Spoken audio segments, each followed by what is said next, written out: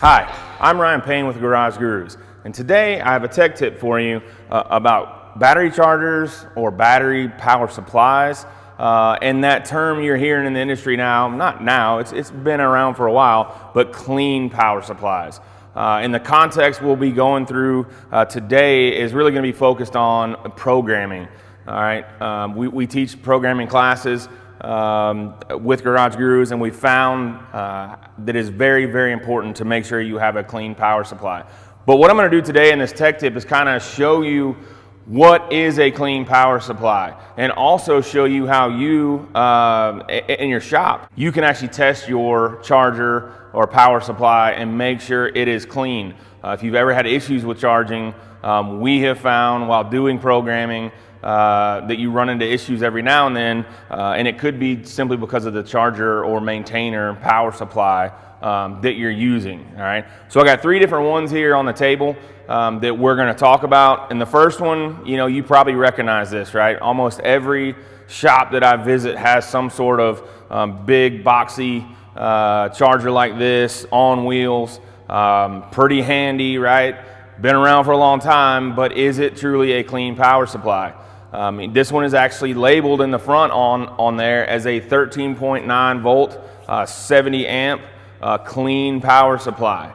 But once again, is it truly? And I want to show you that on this vehicle using an oscilloscope, how to test that, and is it truly clean? All right. The next one I'm going to show you is just a small one here. It's just a cheap, more of a maintainer. All right. You're obviously not going to be doing reprogramming with this, because we're going to need more than 5 amps. You turn the key on in any of these vehicles nowadays, you're pulling more than 5 amps.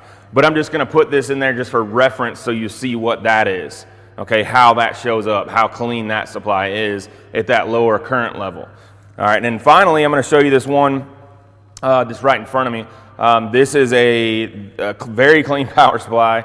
I'm going to prove that to you. I'll show it to you on the scope. But this is a more expensive option, obviously, than this one here.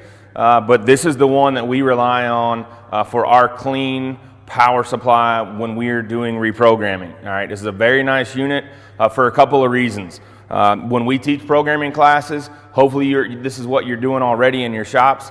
You want to get that vehicle in and you want to charge the battery first. We want battery level to be at 100% charge that the battery is capable of. All right.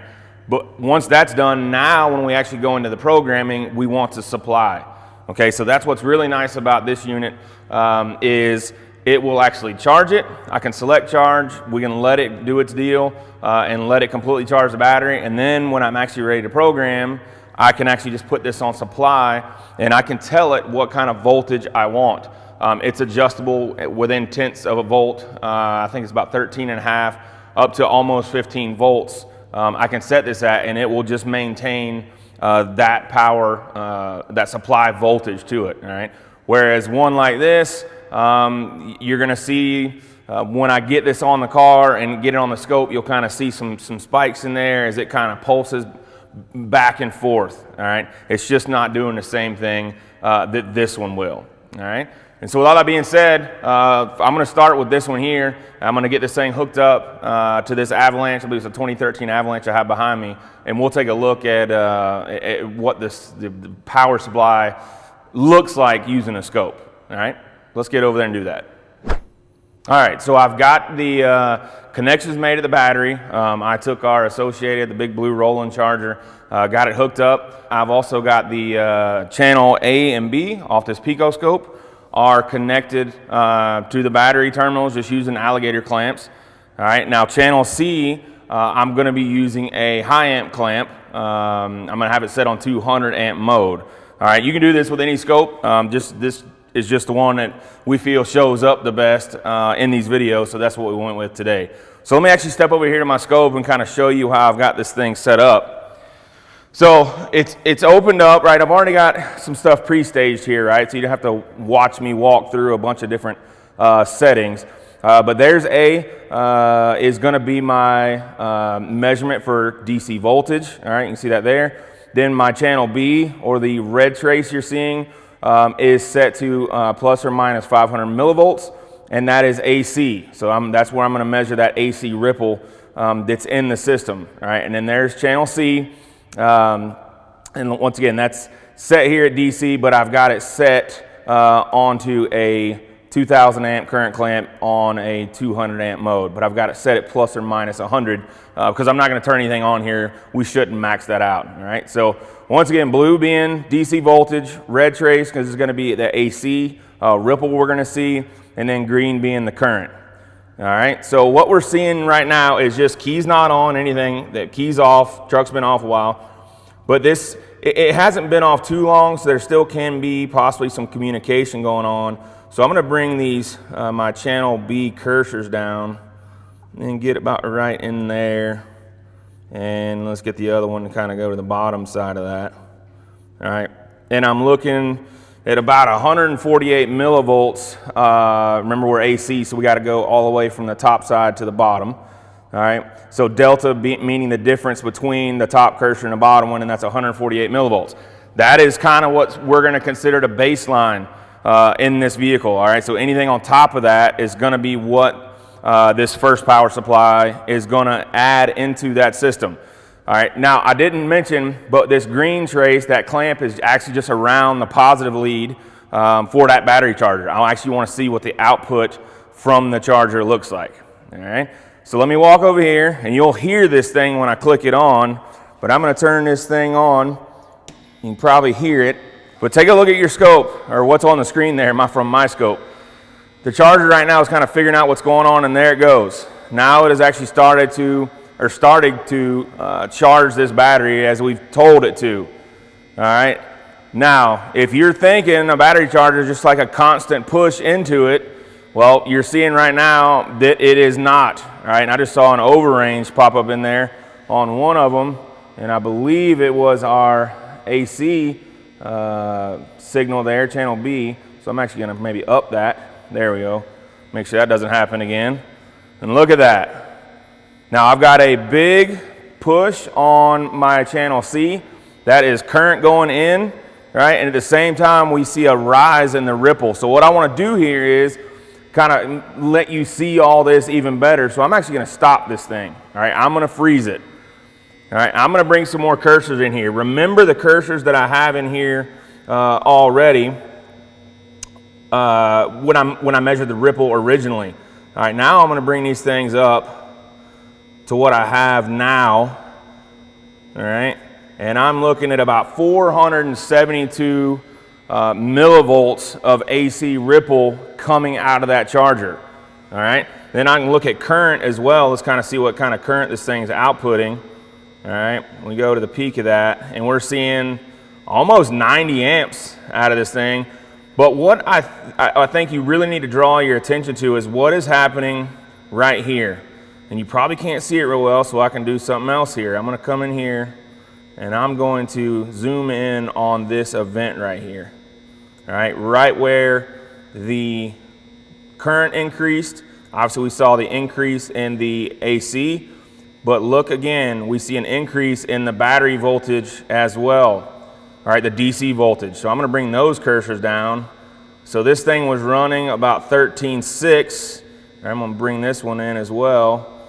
And I get a push up to about 14.1. All right, that is a big push and a big change in the power output as well. So we see current flow, we see the battery voltage change, and the big one there being that AC voltage that we're reading. All right, so let me sum this up real quick and what we're seeing, and tell you why this is important to understand.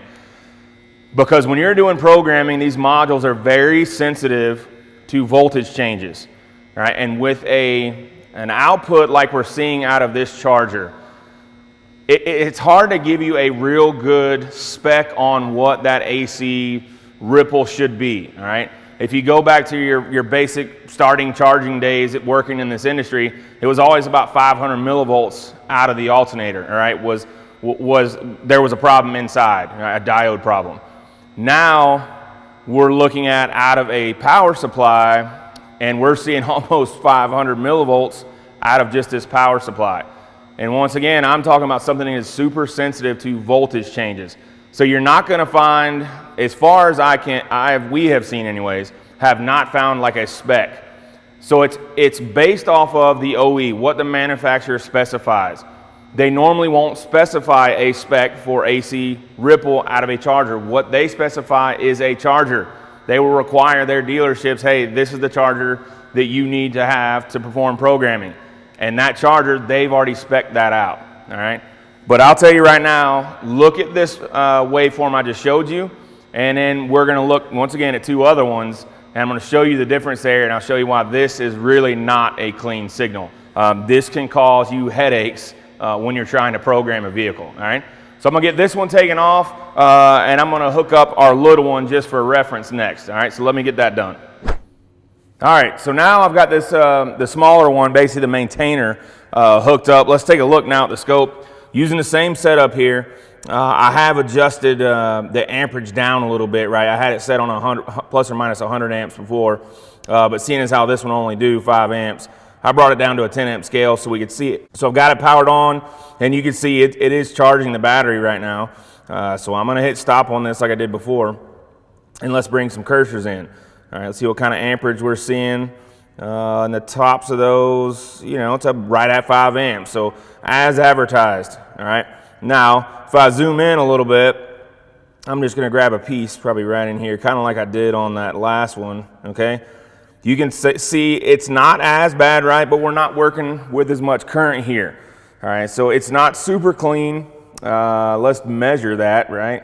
Let's kind of get about in this area on my AC measurement, come down to about right there, and I'm seeing about 117 millivolts of AC ripple there, which is not much more, honestly, or excuse me, not much more. It's about the same as what we saw just with this thing sitting at rest. All right, maybe some modules still communicating there. All right, so this would not cause any problems in my opinion as far as charging is concerned. But what I would point out here is, like I mentioned when we first started, you're never going to be able to charge a vehicle with that. All right, it maxes out at 5 amps. It is a decently clean maintainer, but that's its purpose, right? That's something for a car that sits around, that doesn't get used very often. Plug that thing in. But once again, you're going to find that you will find specs out there for the amount of current that needs to be available with a charger power supply when it comes to charging. You know, it used to be around 40, I've seen 60, 80 amps, and now there's ones that are manufactured are calling for 100 amps or possibly even more.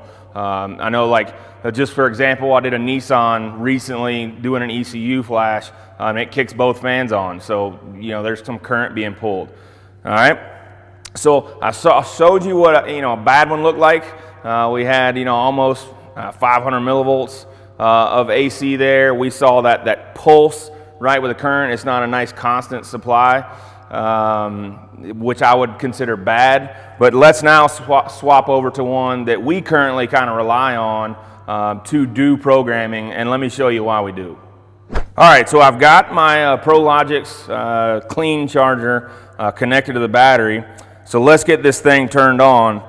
So there's a big switch in the back. You got to flip on there. You see it start to boot up. So the cool thing about this one is the fact that, like I mentioned earlier, it has a supply feature as well as a charge feature. So if I were to do this, I'm preparing this avalanche for a flash, I would click it over to charge to begin with. It's set on AGM, and I can set the rate at what I want it at. All right, so right now it's set on 10 amps. This battery is pretty good. All right, so let's see what happens. I'm gonna hit start. All right, I can come over here and actually click percentage of charge. So this battery already is sitting at about 95%. So in this case, at 95%, I would say you may want to wait a few minutes, wait till it finishes polishing off this battery to get to 100%. But for the sake of your time in watching this video, I'm going to go ahead and click it over to a supply setup. So I'm going to click stop there. I'm going to go to supply. And like I said, I can dial this in to what I want it to supply. So I'm going to go up to like 13.8 here. All right, and I'm going to hit start. All right, this thing is now going to supply at 13.8 volts. So now that I got that set up, let's go look and see what I mean by a clean charger. Well, here you go. Look at that waveform. All right, this thing is turned on. Obviously, you've seen it over there. So I'm going to pull my DC voltage down. I'm reading 13.73. That's right at the battery. All right, just to prove to you this thing is on. All right, I'm not trying to trick you. I can bring this down, and it is actually supplying about 11 amps or so. Okay, so it is charging. There's current flow in there. Now let's do our go-to check here. Let me move this box out of the way so everybody can see it really well. There we go. Bring this cursor down for channel B, about right there. And let's come to this one right around the bottom. All right. Let's just go ahead and click stop on there. It's a little easier to see. There you go. So I'm looking at 13.7 volts, which is pretty much what I'm asking for. I'm reading a delta between those two rulers there at 128.3 millivolts. So I went from, about 111, I think it was, on that smaller charger at 5 amps. Now I'm running, what do we got here, 11.61 amps right now just to supply this with 13.8. And I see relatively no change in my AC there. All right, it is super, super clean. This would be the type of charger, and like I said, this is the one that we rely on, is the Guru team. We also, I think, will have a Midtronics unit in our St. Louis facility that's the same way. That is a clean signal. I'm not seeing those pulses up and down. All right, the modules aren't going to see any funny voltage ripple, whether it be AC or whether it be a change in DC voltage, right? This thing is super clean. And I'm going to be honest with you, for those that have not done programming, this can be a large headache. It can actually cost you some money out of your pocket or the shop's pocket of having to buy a module because that module is no longer good, won't accept any software, simply because you did not have the right battery charger and were not able to maintain a clean power supply to that module. All right. So, use this. If you're a scope user and you've got some chargers, it's real easy, right? I just had 3 channels, one on DC, one on AC, just going across the battery like I showed you, and then an amp clamp there to see what's going on. See if the charger you have is clean and maybe, good enough to use that you can trust for power supply during programming. So for more information about the Garage Gurus, you can check us out at garagegurus.tech. And for more tech tip videos like the one you just watched, smash that thumbs up button to like it and also hit subscribe. We'll see you next time. Thank you.